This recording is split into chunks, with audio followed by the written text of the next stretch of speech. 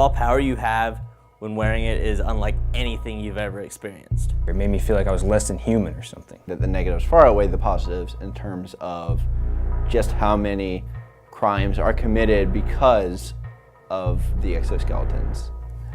They gave my brother the ability to walk again. Exoskeletons are good for the patients who have been paralyzed after they had strokes or had spinal cord disease. Should we be giving humans the ability to do things that humans shouldn't be able to do? When I get one, I want to be just like my favorite superheroes. I'll be faster, stronger. Man, imagine sports, man, like football, that would be crazy. Nobody needs to be that strong.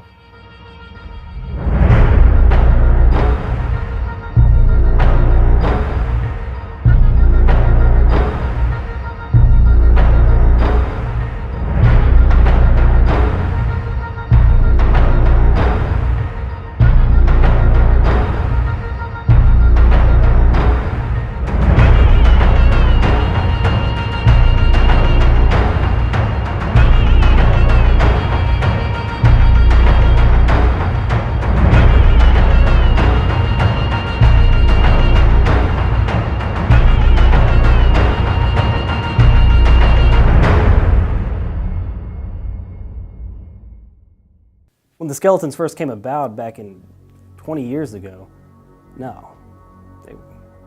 They were overpriced and they malfunctioned a lot. I mean, a lot of people got hurt. But you know, since then, you know, the advances they've made in technology has made exoskeletons more affordable and just a better overall product. While of course there are some benefits to exoskeletons, and one doesn't want to deny any disabled people the ability to walk again, or whatever else, or other positive qualities that exoskeletons might have, I think you have to weigh the negatives and understand that the negatives far outweigh the positives in terms of just how many crimes are committed because of the exoskeletons. So, don't get me wrong, I think technology is fantastic. I'm really interested in science fiction. I've always been interested in that, in film and in books. Early H.G. Wells in the late 1800s was talking about like a cylindrical thing with information on it that you could put into a viso screen. And years and years, decades later, we have a computer that's much like that. But is everything that was in science fiction that we think could make man greater or that could make us stronger or better, is it always good? But granted, some people are going to misuse this equipment and use it for their own personal gain, as with the crime rate, but it's not about what you do with the product. Back in the early 2000s, we had like the big gun debate, guns, no guns, but it's not about what the product is, it's how you use it. So you can't fault the exoskeletons for the people who use them. Not that the exoskeletons are some sort of outlier and that the crime was always going to be committed, but rather the fact that the exoskeletons are in fact the reason that the crimes are able to be committed.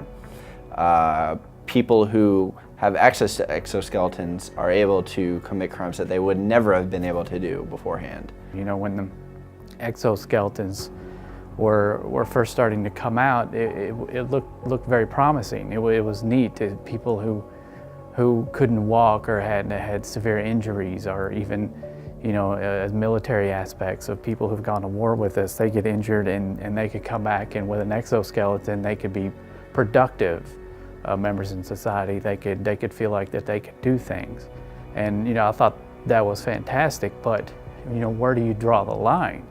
When you can take someone who's a quadriplegic perhaps, and they could move and pick things up and be productive and have a job, that's great. But when they can pick up a giant steel girder and toss it, is that okay? Should we be giving humans the ability to do things that humans shouldn't be able to do?